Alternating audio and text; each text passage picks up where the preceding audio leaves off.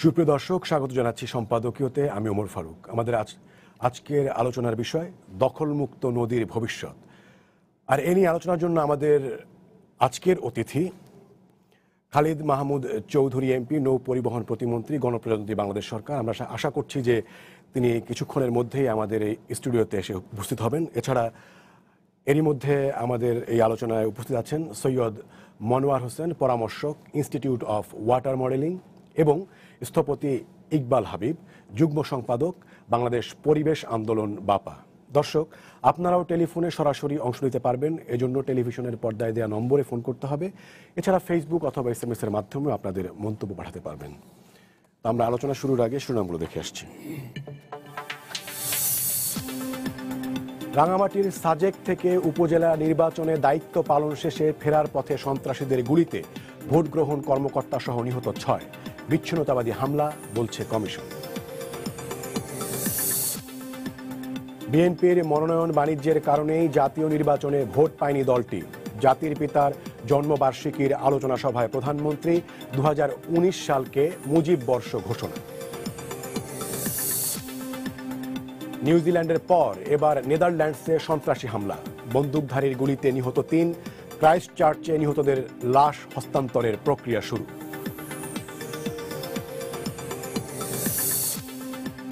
ডাকসু পুনর্নির্বাচনের দাবিতে কর্মসূচি দিয়েও ক্যাম্পাসে নেই নূর নন্দী।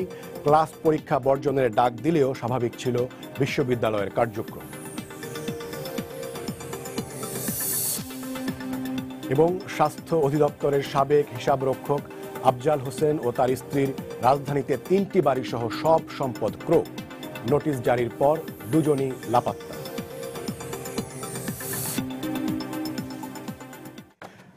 আপনাদের দুজনকে স্বাগত জানাচ্ছি আমাদের আজকের এই আলোচনায়। আমরা জানি যে গত প্রায় 1.5 মাস যাবৎ নদীর জায়গা, নদীকে ফিরিয়ে দেওয়া, এই স্লোগানকে বা এই মূলমন্ত্রকে সামনে নিয়ে সরকারের তরফ থেকে তার যে সংশ্লিষ্ট যে দপ্তরগুলো রয়েছে তারা অভিযান পরিচালনা করছেন। আমাদের আজকের অতিথি মন্ত্রী, তিনি থাকলে হয়তো তিনি আসার পরে আমরা হয়তো আরও অনেক যে এই সংশ্লিষ্ট যেসব প্রশ্নগুলো আছে, গুরুত্বপূর্ণ প্রশ্ন, সেগুলো হয়তো আমরা তুলব। তবে আমি প্রথমেই যেই বিষয়টিতে আপনাদের দুজনের কাছে যেটাকে বলা যায় যে অভিন্ন একটি প্রশ্ন করতে চাই, সেটি হচ্ছে যে মানে প্রকৃতি বা নদীকে নিয়ে যে আমাদের যে দৃষ্টিভঙ্গি বা আমাদের যে নীতি জাতীয় পর্যায়ে, কিংবা আমরা যদি ধরি যে সামাজিকভাবে একজন নাগরিক হিসেবে আমাদের যে দৃষ্টিভঙ্গি থাকা দরকার, সেই দৃষ্টিভঙ্গি বা সেই নীতি আপনারা কতটুকু দেখতে পান? আমি প্রথমে ইকবাল হাবিব আপনাকে দিয়ে শুরু করতে চাই। ধন্যবাদ। একটি কথা মনে রাখা দরকার যে বাংলাদেশের মানুষের জন্যে 60-এর 70-এর দশক পর্যন্ত তার সাহিত্যে, তার কবিতায় নদী ছিল মায়ের মতো, নদী ছিল নারীর মতো। 80-র দশকে বিখ্যাত গান, এখানে নদীগুলো নারীর মতো, নদীও নারীর মতো কথা কয়। এবং সেই নারী ভালোবাসার নারী, সেই নারী মায়ের মমতার নারী, সেই নারী কন্যার মতো নারী। এই যে নদীর এই যে তুলনা, সেই ঘরেরই একজন, এরকম শুধু ঘরের না, আমি বলছি যে মা, জন্মদাত্রী, আবার জীবন সঙ্গিনী, আবার কন্যা, যার প্রতি সমস্ত হৃদয় রিংনানো ভালোবাসাই শুধু থাকে। এই মনোভাব 80-র দশকের পরে যখন শিল্প বিপ্লব হয় বাংলায় এবং আমাদের শিল্পমুখিতা যখন শুরু হয়, শুধুমাত্র নদীগুলোর জন্যে প্রকৃত কোনো আইন কানুন অনুশাসনের অভিভাবক না থাকার কারণেই নদীর প্রতি মানুষের চরম অব্যবহার, এক ধরনের পৈশাচিক নদীর প্রতি দানবীয় কর্মকাণ্ড, এবং ওই যে বারবার বলছি যে মানুষের মনে যাই থাকুক না কেন, এই শিল্পপতিরা, শিল্পাঞ্চলগুলোর প্রবক্তারা এবং উন্নয়নের নামে যে ব্যাপক বর্জ্য উৎপাদিত হতে শুরু করলো সমাজ থেকে, তার ভাগার হিসেবে নদীকেই বেছে নিল সবাই। এর সঙ্গে যুক্ত হয়েছে নগর সভ্যতায় এই নগরায়নের যে কার্যক্রম, সেখানেও পয়ঃনিষ্কাশন ব্যবস্থাকে, পাকিস্তানের মধ্যে যখন পয়ঃনিষ্কাশন ব্যবস্থা আমরা করেছি, তখন পাগলা আমরা সুয়েট ট্রিটমেন্ট প্ল্যান করে তারপরে নদীতে পানি ফেলেছি। স্বাধীনোত্তর বাংলায় এই রাজধানী শহরে যখন আমরা রাজধানী শহর বানালাম, তখন তো দ্বিতীয় রাজধানী ছিল, যখন আমরা প্রকৃত একটা স্বাধীন দেশের রাজধানী করলাম, তারপরে আরেকটি সিওয়ার ট্রিটমেন্ট প্ল্যান্ট করলাম না। তার মানে পুরো প্রক্রিয়ায় নদীকে সীমাহীন দুর্ভোগে ফেলার জন্যই সমস্ত সুয়ের, গ্রাম দেশে যেমন টাট্টিখানায় মানুষ টয়লেট করে, টপ করে পানির মধ্যে পড়ে, ঠিক একইভাবে পরিকল্পিত অত্যন্ত আধুনিক চকচকে ডাব্লিউসির মধ্যে যখন টয়লেট করে ভুলে যায়, শুধুমাত্র কতগুলো পাইপের মাধ্যমে সরাসরি নদীর মধ্যে সেটি গিয়ে পড়ে। এই যে পয় ব্যবস্থাপনাকে নদীর উপর, শিল্পের সমস্ত বর্জ্য নদীর উপর, আমাদের তৈরি আধুনিক সভ্যতার যে তৈরি বর্জ্য, প্লাস্টিক, এটা সেটা সব কিছু সবই নদীর উপর। এইভাবে করে নদীকে আমরা চরমভাবে অবহেলা করেছি। যেই অবহেলার কারণে নদী শুধু মরেছে তা না, নদী সমস্ত জনজীবনের জল, জমি, বায়ু সমস্তকে দূষণ করে ফেলেছি। এবং এর ফলে এমন একটা দূষণের ইকোসিস্টেম আমরা তৈরি করেছি, যেই দূষণের ইকোসিস্টেমে আমি আমার পয় খাচ্ছি, আমি আমার পয় শ্বাস প্রশ্বাসের মধ্যে নিচ্ছি, আমি ওই পানি আর গ্রহণ করতে না পেরে আমার যে সব শেষের সঞ্চয়, শেষ সঞ্চয় যেটাকে বলা যায়, যে আমার ওই পানি মাটির নিচে অ্যাকুফার বলে যে সঞ্চয়টা রয়েছে, ওখান থেকে সমস্ত উত্তোলিত করে। সেইটা কেন? আপনি যেমন বলছিলেন যে আমাদের যে লোকজ দর্শন, সেই দর্শনেরই তো একটা বড় অংশ জুড়ে হচ্ছে নদী। কারণ এই শিল্পে যারা জড়িত হলেন, তারা এই সাহিত্য, শিল্প এবং দর্শনের মানসিকতা থেকে শুধুই একটা দর্শনে থাকলেন, পুঁজি, লাভ এবং বিনিয়োগের রিটার্ন। এর বাইরে আর কোনো চিন্তা করার জন্য কেউ আমরা তাকে বাধ্য করলাম না, এবং তারাও প্রণোদিত হয়ে এর সাথে যুক্ত থাকলেন না। এই যে বাধ্য করলাম না, তার অন্যতম প্রধান কারণ আমাদের অসমন্বিত পরস্পর দোষারোপ করার একরকম মানসিকতা, আর নদীর একক প্রকৃত অভিভাবক আমরা তৈরি করলাম না। কিন্তু এর মধ্যে একটি কথা বলি, শেষ করব, অনেক আইন কিন্তু এর মধ্যে তৈরি করেছি, অনেক অনুশাসনও বিভিন্ন সময় তৈরি করেছি, কিন্তু এইগুলোকে কোঅর্ডিনেটেড করে শুধু নদীর দিকের বিবেচনায় এই সবগুলোকে কার্যকর করা। অর্থাৎ আপনি কোন পার্সপেক্টিভে কথা বলছেন, কার পক্ষে কথা বলছেন, নদীর পক্ষে।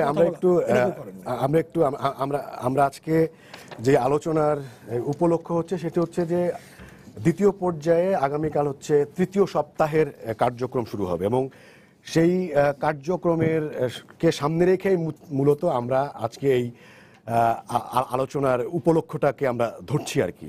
তো সেই আলোচনায় যাওয়ার ক্ষেত্রে আমি প্রথম পর্যায়ে মূলত কি কি বিষয়গুলো হয়েছে সেটা যদি একটু সাম আপ করি, সেটা হচ্ছে যে প্রথম পর্যায়ের অভিযান পরিচালনা করা হয়, 12 দিন অভিযান পরিচালনা করা হয়, এবং তারপরে সেই 12 দিনের অভিযানে 1721টি অবৈধ স্থাপনা সেখানে উচ্ছেদ করা হয়, এবং সেখানে যেই বেশ কিছু হাউজিং কোম্পানি তাদেরকে সেখান থেকে উচ্ছেদ করা হয়। এর পাশাপাশি এই অভিযানের সময়ই আসলে সীমানা পিলার নিয়ে যারা জরিপ করেছেন তাদেরকে নিয়েও নানান ধরনের কথাবার্তা এসেছে। তো সেগুলো নিয়ে আমরা আলোচনা করব।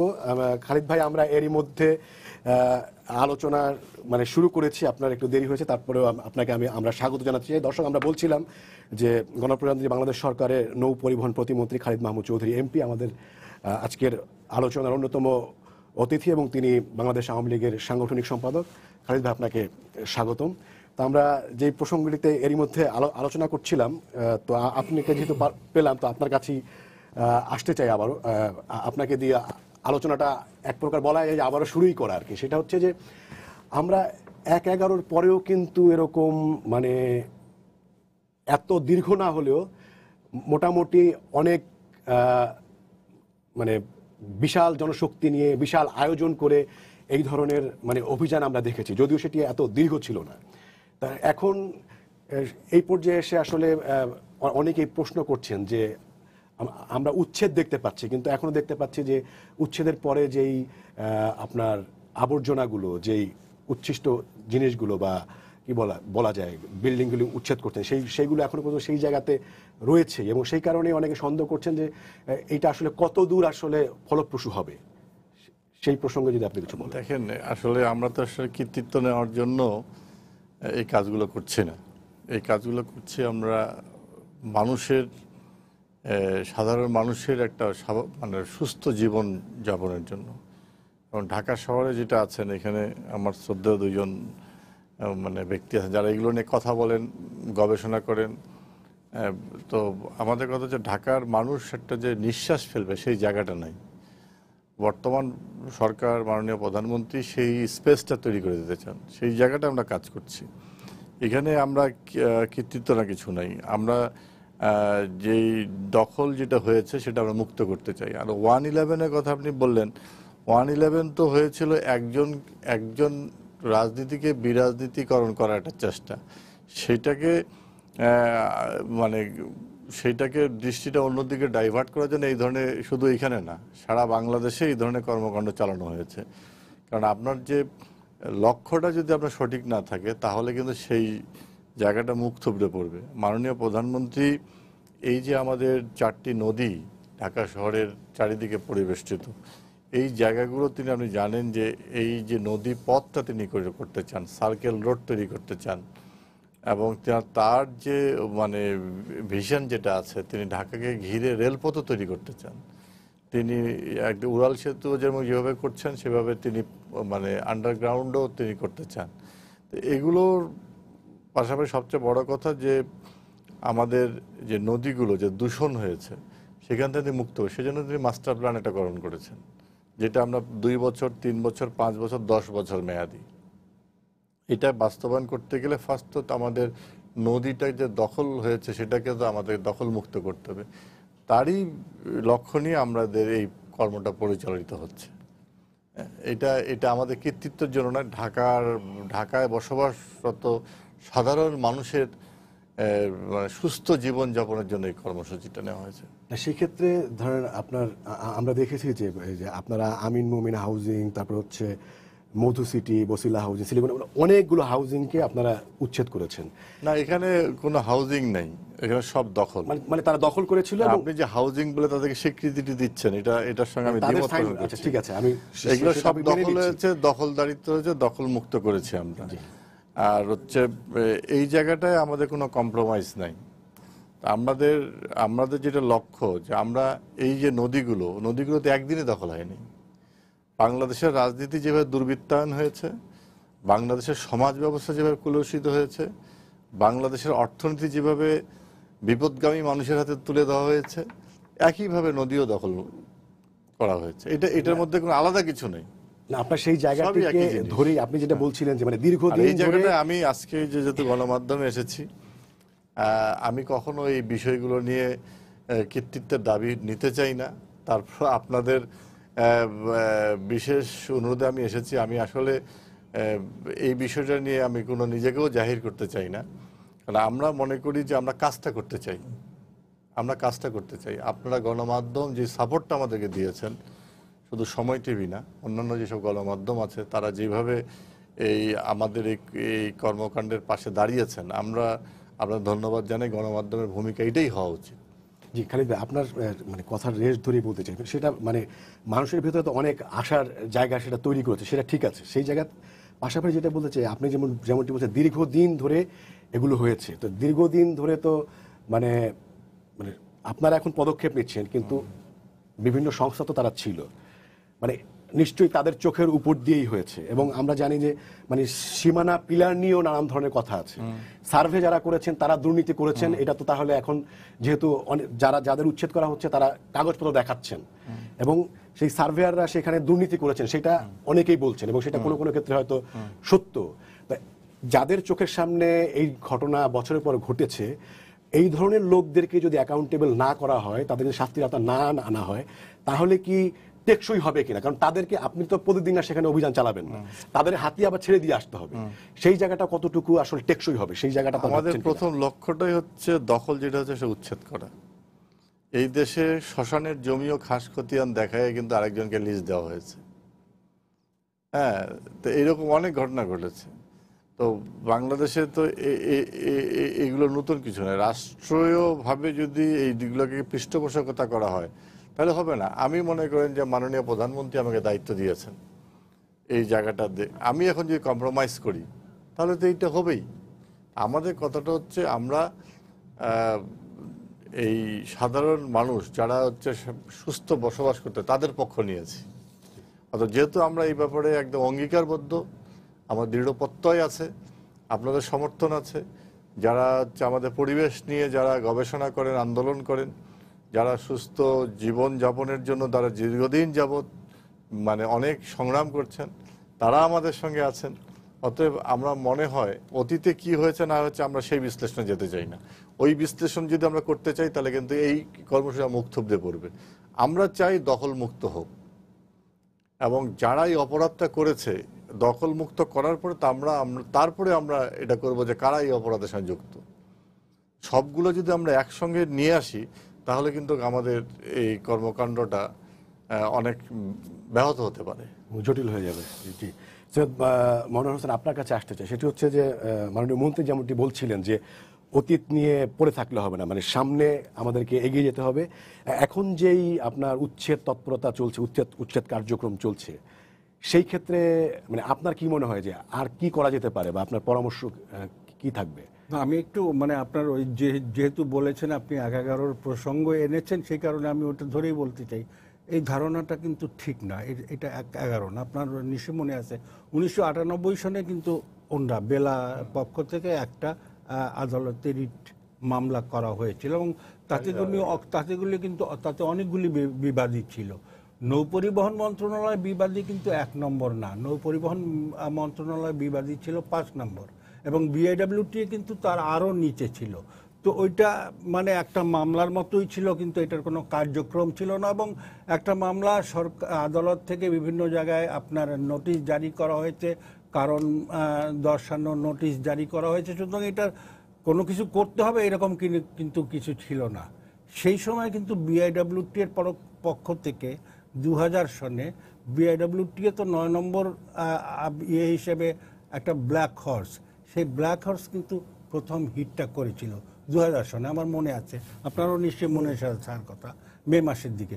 তখন থেকে কিন্তু বাংলাদেশে আপনার এই উচ্ছেদের কার্যক্রম শুরু হয়। প্রথমে বিআইডব্লিউটিএ করে, তারপর অন্যান্য রাজুক টাজুক, তারপর পথ অনুসরণ করে তারা কিন্তু ওইভাবে আসছে, এবং ২০০১ সনে কিন্তু সেটা মেসিভ আকারে নেয়। সুতরাং আপনি যদি করে দেখেন যে আপনি এই ১১ প্রসঙ্গটা এর মধ্যে খুব একটা প্রাসঙ্গিকভাবে আসে না। এখন যখন এটা শুরু হয়েছে, এটা কিন্তু বিএনপি এই আওয়ামী লীগ সরকারের আমলেই তখন থেকে শুরু হয়েছিল, কম ছিল, কিন্তু বিআইডব্লিউটি যে করতে পারে এটা কিন্তু প্রতিষ্ঠিত হয়ে গেছে। এবং বিআইডব্লিউটি ওইটা করার পরে আপনার এই বাংলাদেশ পরিবেশ আন্দোলন অথবা অন্যান্য যে সমস্ত পরিবেশবাদী সংগঠন ছিল তাদের সঙ্গেও কিন্তু একটা কোঅর্ডিনেট এস্টাবলিশ হয়েছে। আমার মনে আছে সেখানে মোজাফফর সাহেব মারা গেছেন, অধ্যাপক মোজাফফর আহমেদ, তিনি কিন্তু একটা বৃক্ষরোপণ করে নিয়ে এসেছিলেন আপনার ওই দখলমুক্ত জায়গায়। এবং আগে ঢাকা টার্মিনাল থেকে আপনার ডাউন স্ট্রিমে যে বুড়িগঙ্গা ব্রিজটা, তখন তো একটা ব্রিজ ছিল, ওটা কিন্তু দেখা যেত না, সেটা কিন্তু পরিষ্কার হয়ে গেছিলো। ওখানে যত আবর্জনা ছিল সেটা ক্লিন করা হয়েছিল, সেখান থেকে শুরু হয়েছে। এখন শুরুর পর থেকে আপনি যদি এইভাবে দেখেন যে উচ্ছেদ বিআইডব্লিউটিএ করছে, বিআইডব্লিউটিএর কিন্তু একটা লিগ্যাল স্টেক আছে, এবং বিআইডব্লিউটির লিগ্যাল স্টেকটা হচ্ছে ফোরশোর, এবং ফোরশোরের একটা লিগ্যাল ডেফিনেশন আছে। লিগ্যাল ডেফিনেশন হচ্ছে subsoil between the high water mark and low water mark. আপনি জানেন নিশ্চয়ই, high water mark and low water mark এটা হচ্ছে আপনার ফোরশোর, এবং এইটার উপরে নিয়ন্ত্রণ হচ্ছে কনজারভেটর হিসেবে বিআইডব্লিউটি সরকারের প্রজ্ঞাপন দ্বারা জারি করে বিআইডব্লিউটিকে কনজারভেটর হিসেবে ডিক্লেয়ার করেছে। ভূমির মালিক কিন্তু সরকার মানে আপনার মিনিস্ট্রি অফ ল্যান্ড। নাও ওই আইনে কিন্তু আবার বলা আছে beyond the foreshore high water mark আপনি 150 মিটারের মধ্যে, মানে আপনার ফর জাস্ট আপনার প্রাইভেট ওনারশিপ অথবা অন্য কোনো ওনারশিপের মাধ্যমেই কিন্তু সে কিছু করতে পারবে না। যদি কোনো স্থাপনা করতে চায় তাইলে বিআইডব্লিউটি এর কাছ থেকে ক্লিয়ারেন্স নিতে হবে। সো আপনি তো জানেন যে একটা এয়ারপোর্ট, যখন সেই এয়ারপোর্টের চারদিকে আপনি ইচ্ছা করলেই বাড়ি করতে পারেন না, এটা সিভিল এভিয়েশন অথরিটির কাছ থেকে। এখন ঘটনা হচ্ছে এই আইনগুলি ছিল এত ডরমেন্ট এবং এত আনপপুলার, এত মানে অব্যবহৃত, এবং মানে সরকারি কাজকর্মে এইটা চালু ছিল না বলে এখানে আপনার ওই 50 মিটারের মধ্যেও বিভিন্ন স্থাপনা এবং একেবারে সরকারি কাগজপত্র, সরকারি অনুমোদন রাজুকের অনুমোদন নিয়ে কিন্তু এগুলি এই সমস্ত করা হয়েছে। রাজুকও হয়তো জানতো না, অথবা বিআইডব্লিউটিএ সেরকম প্রোঅ্যাক্টিভ ছিল না যে এখানে এটা করবে। এখন সেখান থেকে কিন্তু আমরা চলে এসেছি। এখন যেটা চলে আসছে আমার তো মনে হয় যে BIWTA before 2000 was very shy.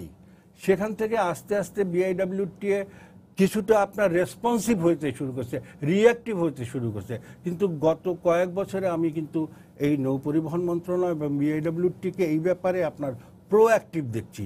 Proactive দেখার সঙ্গে সঙ্গে এটা যেমন আপনি যেটা মনে করেন, এটা আমার মনে হয় যে কিছু মিডিয়ার মধ্যেও কিছু ইনফরমেশনের গ্যাপ আছে।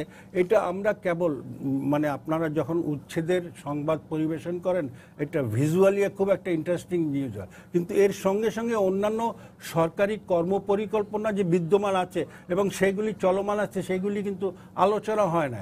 এই আলোচনার মধ্যে আমি আপনাকে জানাই, সেখানে কিন্তু 50 কিলোমিটার এই ফোরশোরে।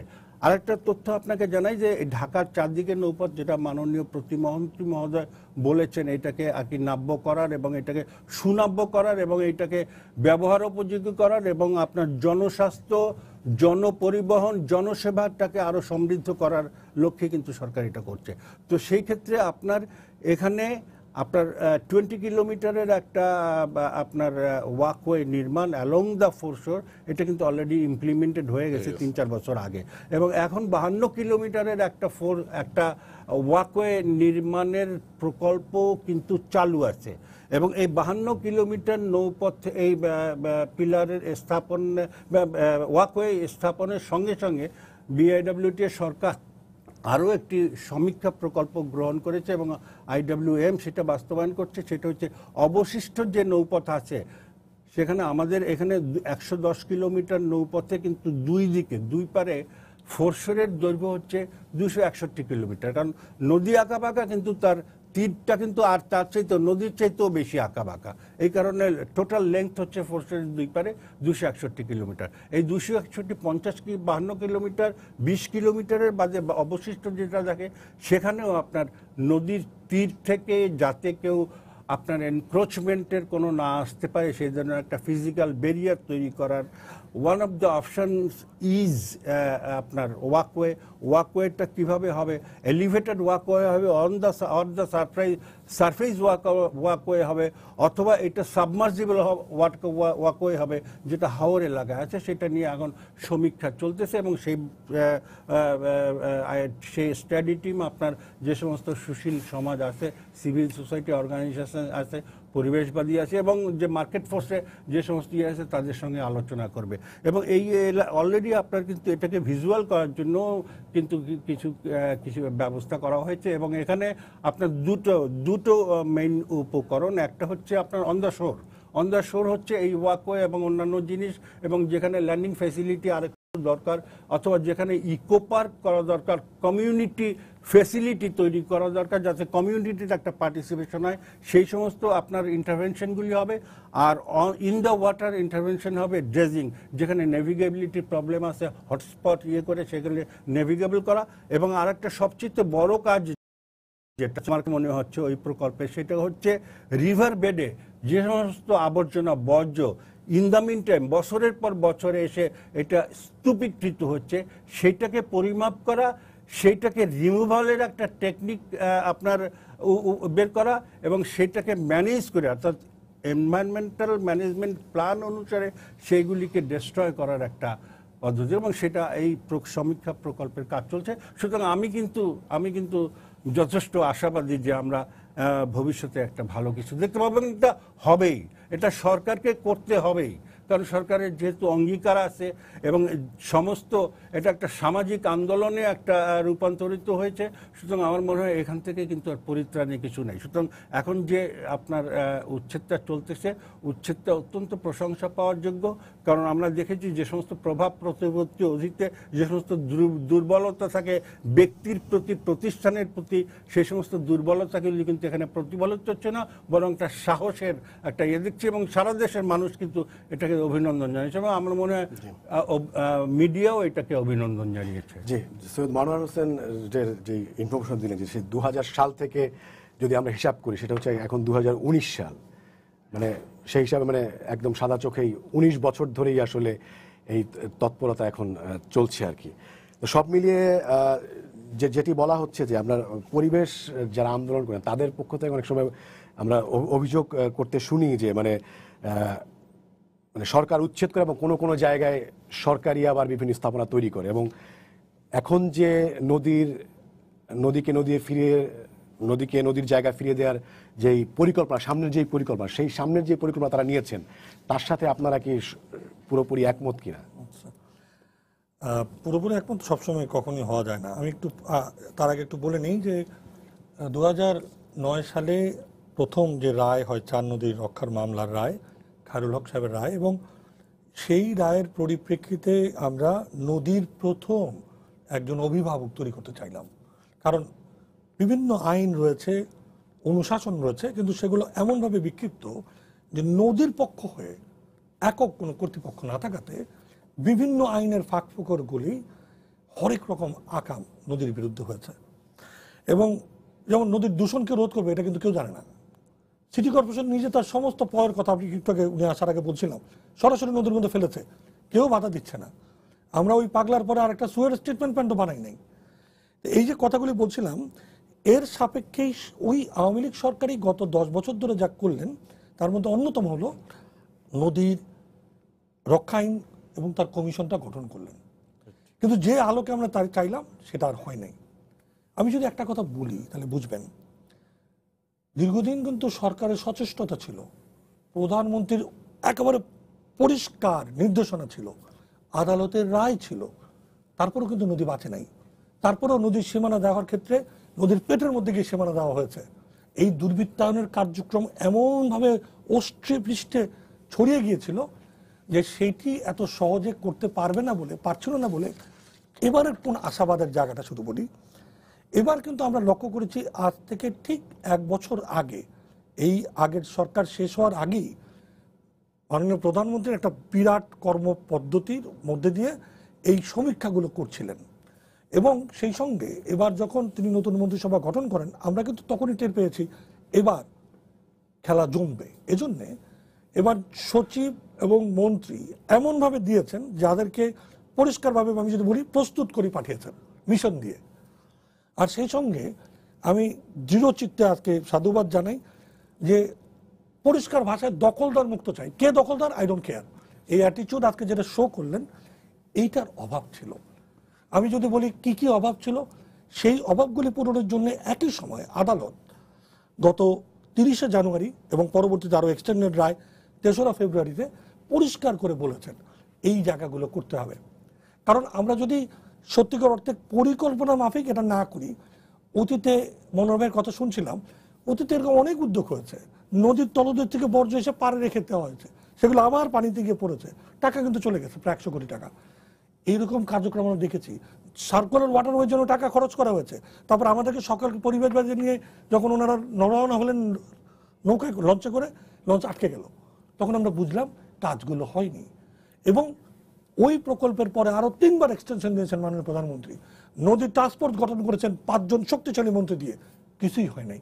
এবং এই যে হয় নাই বারংবার, এই হতাশা, আমি যদি বলি এই হতাশা নির্ভর অভিজ্ঞতা থেকে আজকে এমনভাবেই নেমেছে যেই নামার পেছনে আমি জানি দৃঢ় প্রত্যয় রয়েছে, কিন্তু যে জায়গাগুলো আমাদের পরিষ্কার করা দরকার, এই নামার আগেই আমাদের এই সমীক্ষা কার্যক্রম শেষ করা দরকার ছিল।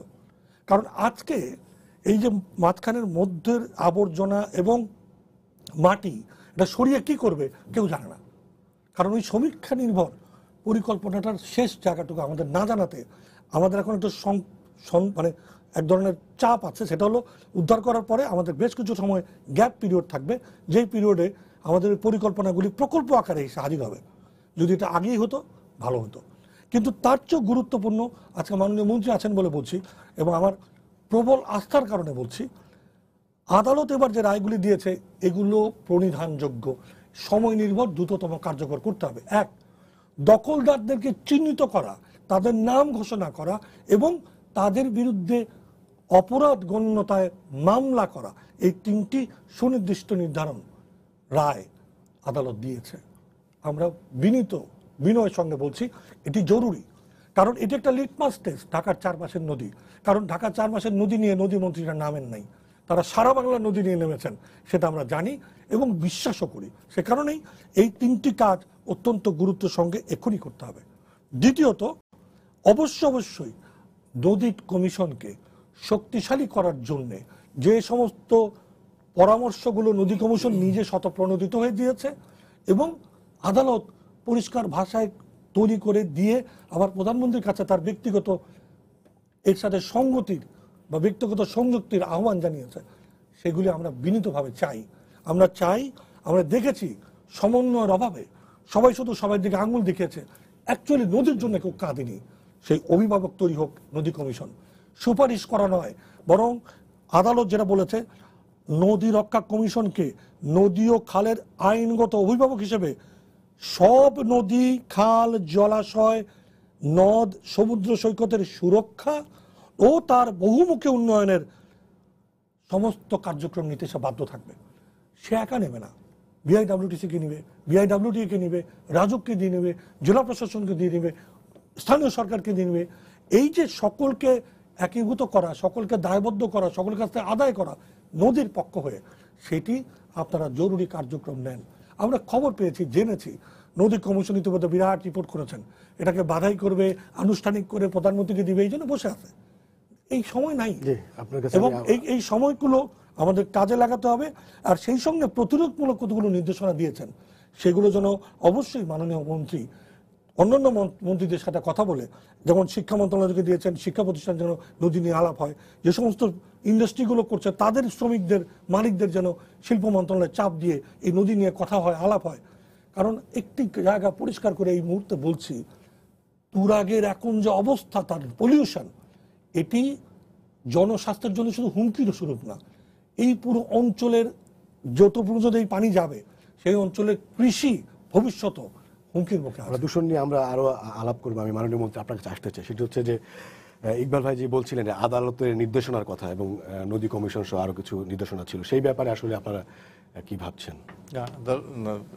ইকবাল ভাই ভালো কথা বলেছেন এবং আমাদের শ্রদ্ধেয় তিনিও বলেছেন, কিন্তু ব্যাপারটা হচ্ছে কি, আমাদের আদালতের নির্দেশে নদী রক্ষা কমিশন গঠন করা হয়েছে এবং যেটা হচ্ছে সুপারিশমালা তারা দিচ্ছে, আইনগত অভিভাবকের কথা যেটা ক্ষমতা, যেটা ব্যাপার হচ্ছে আমাদের ব্যাপারটা হচ্ছে দেশের যেই ঘটনা হচ্ছে এই জটিলতাগুলো এমন একটা জায়গায় চলে গেছে, সেই জায়গাটা থেকে আমাদের নদী রক্ষার যে কথাগুলো সামগ্রিকভাবে বলতেছি, সেই সক্ষমতার কথা আমাদের চিন্তা করতে হবে। আমরা সমগ্র দেশের যে নদীগুলো যারা দখল নিয়েছে বা যারা এগুলো দূষণ করছে, তাদের কাছে আমরা একটা বার্তা দিতে চাই, এই ঢাকার চারিদিকে এবং চিটাগংয়ের যে নদীটা, আমরা জানেন যে তিনি যেটা বললেন যে আমরা ইতিমধ্যে একটা টাস্ক ফোর্স গঠন করা হয়েছে, সেটা একটা মাস্টার প্ল্যান তৈরি করা, যেটা আমি বললাম 2 বছর, 3 বছর, 5 বছর, 10 বছর মেয়াদি। আমরা বুড়িগঙ্গার নদী, তুরাগের নদী, বালু নদীর স্বচ্ছতা ফিরিয়ে আনতে চাই এবং নদীর তীর রক্ষা করে। এবং নদীর মালিক কিন্তু শুধু নৌ পরিবহন না, এখানে অনেকগুলো স্টেক হোল্ডার আছে। তা আমরা সেগুলোকে কিন্তু টাস্ক ফোর্সের মানে ইয়েতের মধ্যে আনতেছি, একটা আমব্রেলার মধ্যে আনতেছি এবং আমরা দৃঢ় প্রতিজ্ঞ, যেটা বললেন যে আমাদের পরিবেশ দূষণের ব্যাপারে আমাদের পরিবেশ মন্ত্রণালয়, এলজিআরডি আছে, আপনার হচ্ছে ল্যান্ড আছে, আমরা আছি, পানি সম্পদ আছে। তো এগুলো সবাই মিলে আমরা কিন্তু কাজ করতেছি এবং আমরা মনে করি যেগুলো হচ্ছে যে নদী রক্ষা কমিশন বিভিন্ন জায়গায় এখন একসঙ্গে বাংলাদেশের শত শত নদী যদি একবারে সুপারিশ আসে, আমাদের সে সক্ষমতা আছে এবং এটা এমন একটা জায়গা আছে। দেখেন আমরা এই যে তুরাগ, বালু, শীতলাকে এই নদীগুলো যখন আমরা দখলমুক্ত করতেছি, কি ধরনের মানে সেখানে স্থাপনা তৈরি করা হয়েছে, 10 তলা, 5 তলা, 7 তলা, এই ভবনগুলো ভাঙারও তো একটা সক্ষমতার ব্যাপার আছে। আপনার নিশ্চয়ই মনে আছে যে এই যে আমাদের বিজয় সরণিতে যে আমাদের র্যাঙ্কস টাওয়ার ছিল, সেটা কিন্তু আমাদের ভাঙতে কি পরিমাণ সময় এবং কি পরিমাণ অর্থ এবং অনেকজন মারা গেছে। তাই আমরা মার্শাল্লাহ একটা কথা বলতে পারি যে এই যে আমরা দখলমুক্ত করতে এত বড় বড় স্থাপনা আমরা সরিয়ে ফেলার ক্ষেত্রে আমরা কিন্তু এখন পর্যন্ত কোনো প্রাণহানি ঘটনা ঘটেনি। এটা কিন্তু একটা বিরাট ব্যাপার এবং আমি আগেও বলেছি যে আপনাদের জনসমর্থন, সাধারণ মানুষের সমর্থন আছে বলেই কিন্তু দখলদারিত্বরা তারা কিন্তু এখন পর্যন্ত আগ্রাসনী মনোভাব দেখাতে পারেনি। এবং আমিও কিন্তু এই কথাটি একজন মাননীয় সংসদ সদস্য পার্লামেন্টে এই জিনিসটাই আমাকে প্রশ্ন করেছিলেন। তা আমি সেটা বলেছিলাম যে সরকারের যে সদিচ্ছা থাকে, সরকারের থেকে ক্ষমতাবান কোনো ব্যক্তি বা কোনো গোষ্ঠী হতে পারে না।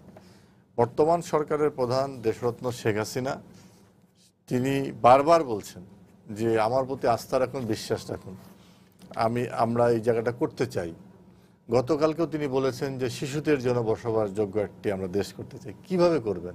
এই নদী যদি আমরা রক্ষা করতে না পারি, আপনি যদি ধরেন আপনি বুড়িগঙ্গা থেকে আপনি নৌবিহারে বেরোলেন, আপনি নদীর তীরে নামবেন, আপনি কোথায় নামবেন? নদীর তীর আছে? নদীর তীর নাই, সব তীর দখল হয়ে গেছে। তো কাজেই আমরা এই তীরগুলোকে রক্ষা করতে চাই এবং আমাদের যে জিনিসটা হচ্ছে যে আমাদের সংকল্পটা ঠিক আছে, আমরা করতে চাই। এবং যেটা আদালতের, মহামান্য আদালত, পরিবেশবাদীরা সকলে মিলেই তো একটা জিনিস আমাদের সামনে উপস্থাপন হয়েছে, আমরা সাধুবাদ জানাতে চাই।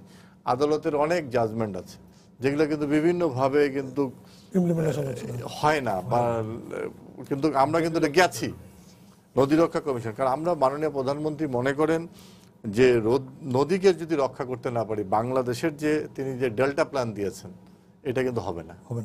আমরা হয়তো বা মধ্যমায়ের দেশে যাব, আমরা তো উন্নত দেশে যাব, কিন্তু সেটা আমরা সাস্টেন করতে পারবো না যদি নদীকে রক্ষা করতে না পারি। সেই জন্যই নদীকে আমরা 2008 সালে মাননীয় প্রধানমন্ত্রী যখন প্রথমবারের মতো সরকার গঠন করেন 9 সালে, তিনি কিন্তু তখন কিন্তু একটা চ্যালেঞ্জ নিয়েছেন। চ্যালেঞ্জটা কি? পাওয়ার, বিদ্যুৎ। সেই সময় তিনি কুইক রেন্টাল দিয়ে শুরু করেছেন, অনেক সমালোচিত হয়েছেন তিনি। এবং সেই সময় ব্যবসায়ীদেরকে ইন্ডেমনিটি দেওয়া হয়েছিল পার্লামেন্টে। হ্যাঁ, তো সেই চ্যালেঞ্জ তিনি গ্রহণ করেছেন এবং তিনি সফল হয়েছেন। মাননীয় প্রধানমন্ত্রী এবারের চ্যালেঞ্জ হচ্ছে যে তিনি নদীগুলোকে রক্ষা করবেন এবং নদীগুলোর যে তার যে গতি, পথ, সেগুলোকে, এবং 10,000 নৌপথ তৈরি করার জন্য সংকল্প নিয়েছি। আমরা যেমন হচ্ছে যদি 10,000 কিলোমিটার নদী পথ করতে চাই, সেই সক্ষমতা বাংলাদেশের নাই। কারণ এটা যদি করতে চাই, বাংলাদেশের 400-র উপরে ডেজার্ট দরকার, বাংলাদেশে সেই ডেজার্ট নেই। হয়তো ধরেন যে 120, 30, 40 ডেজার্ট আছে। তা আমরা কিন্তু সেখানেও যেই সকল বাংলাদেশের দেশপ্রেমিক ব্যবসায়ীরা যারা আছেন তাদেরকেও কিন্তু আমরা আহ্বান জানিয়েছেন, আসুন আপনারা এখানে আছেন, শুধু ব্যবসা না, আমরা নদীগুলো রক্ষা করার ক্ষেত্রে তাদের এখানে বিনিয়োগ করা হোক। এবং আমরা সেই স্পেসটা দিচ্ছি। বর্তমান সরকার সেভাবে প্রকল্প নিয়েছে এবং আমরা নদীপথ যে 10,000 কিলোমিটার করতে চাই, কারণ নদীমাতৃতে 24,000 কিলোমিটার নিয়ে আমরা দেশ যাত্রা শুরু করেছিলাম 71 সালে। সেটা কিন্তু কমতে কমতে এখন এই যে আমরা শুষ্ক মৌসুমে আছি 4,000-এর নিচে আছি, হয়তো বর্ষা মৌসুমে 6,000 কিলোমিটারে যাব। তা আমরা করতে চাই, আমাদের মধ্যে অনেক সম্ভাবনা আছে। আগামী 29 তারিখে আমরা ক্রুজ সার্ভিস চালু করছি ঢাকা থেকে আপনার কলকাতা থেকে তো আসছে। এই যে বিষয়গুলো আমরা কিন্তু ভাবি যে নৌপথটা আমাদের কি কাজে লাগবে, আমরা কিন্তু জানি না। আমরা শুধু জানি পথ মানে সড়ক, হ্যাঁ, পথ মানে ট্রেন, এটাও তো ভুলে গিয়েছিলাম। বর্তমানে 10 বছরে রেলপথটা কিন্তু আমরা বিভাগ থেকে মন্ত্রণালয় করেছি। আমরা সামনের দিকে আমরা নৌপথটাকে শুধু আভ্যন্তরীণ পরিবহনের ক্ষেত্রে না, আন্তর্জাতিক পরিবহনের ক্ষেত্রে আমরা যুক্ত করতে চাই। সেই জন্য আপনি দেখেন চিটাগং পোর্ট আপগ্রেড করা হচ্ছে, মংলা পোর্টটা ঝিমিয়ে পড়েছিল, সেটাকে মাননীয় প্রধানমন্ত্রী 96-এ মংলা পোর্টটা বন্ধ ছিল, সেটা চালু করেছে। পায়রা নতুন বন্দর হচ্ছে, মাতারবাড়ি হচ্ছে, মাতারবাড়ির সঙ্গে সোনাদিয়া যুক্ত হবে। এই যে একটা অপার সম্ভাবনা, এই সম্ভাবনাটা যদি আমরা বাস্তবায়ন করতে পারি, এটার জন্য আমাদের জনসমর্থন দরকার। যারা এগুলো নিয়ে গবেষণা করেন, আমাদের ভুল ত্রুটি থাকতে পারে, হ্যাঁ, কারণ এখানে আমাদের অনেক ধরনের বাধাও আছে, অনেক প্রতিবন্ধকতা আছে। এটা আসলে কত দিনের আমরা টার্গেট নিয়েছেন আপনারা? আমরা তো নিয়েছি যেটা 10,000 কিলোমিটার, সেটা আমরা বলেছি আমাদের ইশতেহারে আছে। ইশতেহার মানে তো 5 বছরের জন্য দিয়েছি আমরা আগামী 5 বছরের মধ্যে 10,000 কিলোমিটার আমরা করতে চাই নদীপথ। এবং আগামী 5 বছরের মধ্যে আমরা যেটা বলেছি ডিপ সি পোর্ট থেকে শুরু করে আমরা পায়রা সহ অন্যান্য পথগুলো আরো আপগ্রেড করতে চাই, বন্দরগুলো। এবং অন্যান্য যে আমাদের নৌপথ বা নৌ যে পথগুলো আছে সেগুলো আমরা চালু করতে চাই। ধরেন আমাদের একটা খুব ইম্পর্টেন্ট একটা নৌপথ ছিল, নগরবাড়ি থেকে আরিচা, এটা বন্ধ হয়ে গেছে। বাহাদুর অবর্তায় বালাসি বন্ধ হয়ে গেছে, এগুলো আমরা ড্রেজিং করছি, এগুলো চালু হবে। আবার নগরবাড়ি থেকে আপনার হচ্ছে রাজবাড়ি, কি বলে এটাকে, বাঘাবাড়িটা চালু আছে। আমরা রূপপুর করছি, রূপপুরের যে আমরা ওখানে বন্দর করেছি একটা, কারণ এখানে অনেক হেভি ইকুইপমেন্ট আসতেছে, সেটার জন্য আমাদের সড়ক বা রেল সম্ভব না, ওটা নৌপথে আনতে হবে, করতে হবে। আমাদের দেশে কোনো মাদার ভেসেলগুলো আমাদের পোর্টে আসতে পারে না, লাইটার দিয়ে আমাদেরকে আসতে হচ্ছে, সময়ের ব্যাপার। তো এগুলো আমরা কিন্তু পদক্ষেপ নিয়েছি। আমি মনে করি যে মাননীয় প্রধানমন্ত্রী যেই প্রত্যয় নিয়ে এই বিষয়গুলো আমাদের উপরে দায়িত্ব দিয়েছেন, এবং যেহেতু তার মতো একটা লিডারশিপ আমরা পেয়েছি, আমরা মনে করি যে আমরা এগুলো পর্যায়ক্রমিকভাবে বাস্তবায়ন করতে পারবো। যে মনোহর ভাই আপনার কাছে আসতে চাই, সেটি হচ্ছে যে মানে নদী দখলের পাশাপাশি আরো একটি বড় সমস্যা হচ্ছে নদীর দূষণ। সেই দূষণের ক্ষেত্রে মানে কি ধরনের পরিকল্পনা আপনার? আমি দূষণের বিষয়ে একটু পরে যাই, তো তার আগে একটু অল্প সংক্ষেপে আপনার এই পিলারের ব্যাপারটা বলবেন। পিলারটা কিন্তু সবচেয়ে বিতর্কিত এবং সবচেয়ে বিতর্কিত বিষয়, এবং পিলার স্থাপনে আপনার একেবারে চোখ বন্ধ করেই বলা যায়, যারা নদী দেখছে বা নদীতে ভ্রমণ করেছে, যে পিলার স্থাপনে অনিয়ম হচ্ছে। এখন অনিয়মের উৎসটা কি? অনিয়মের উৎসটা কিন্তু একটা আইনানুগ একটা জটিলতা আছে। আইনানুগ জটিলতা হচ্ছে আমরা সিএস এবং আরএস এই ভূমি জরিপের মাধ্যমে নদীর সীমানা এবং নদীর তীরভূমির পরিমাপ এগুলি আমরা করতে চাই। সিএস আপনার, আমি নারায়ণগঞ্জের কথা বলি, শীতলক্ষ্যা, বালু এবং ধলেশ্বরী নদী এইখানে আছে, সে তো এখানে আপনার সিএস হয়েছিল 1910 থেকে 1913 সনে, এবং আরএস হয়েছে আপনার 1973 থেকে 1983 সন পর্যন্ত সময় জরিপ আর কি। তো মাঝখানে 70 বছর সময় নদীর গতিপথ পরিবর্তন হয়েছে এবং নদী সংকীর্ণ হয়ে গেছে। নদী সংকীর্ণ হয়ে যায় এবং গতিপথ পরিবর্তন হয়ে যাওয়ার পরে যে সমস্ত জায়গা সেগুলি পয়স্তি হিসেবে করে সেখানে ব্যক্তি নামে এটা রেকর্ডীয় সম্পত্তি দেখানো হয়েছে আরএসএ, এবং অনেকগুলি সরকারের খাস খতিয়ানে নিয়ে আসে, এবং ওই খাস খতিয়ানে নিয়ে আসার পরে সেটা ব্যক্তি অথবা প্রতিষ্ঠানের নামে সেটাকে বন্দোবস্ত দেওয়া হয়েছে। নারায়ণগঞ্জে 2টা গ্রাম প্রতিষ্ঠিত হয়েছে এখানে, এবং অসংখ্য ইন্ডাস্ট্রিয়াল ইউনিট প্রতিষ্ঠিত হয়েছে। এখন আপনি সেগুলিকে যদি উচ্ছেদ করতে যান তাহলে স্বাভাবিকভাবে আইনানুগ জটিলতা আছে। আপনি বুঝতেই পারছেন তাদের যে রেকর্ডীয় সম্পত্তি এই ব্যাপারে কিন্তু তারা সম্পূর্ণ, এইটা কিন্তু যে অনিয়ম মন্ত্রী মহোদয় যেটা বলেছেন, অনিয়মটা কিন্তু দীর্ঘদিনের একটা চর্চার মাধ্যমে এটা চলে আসছে।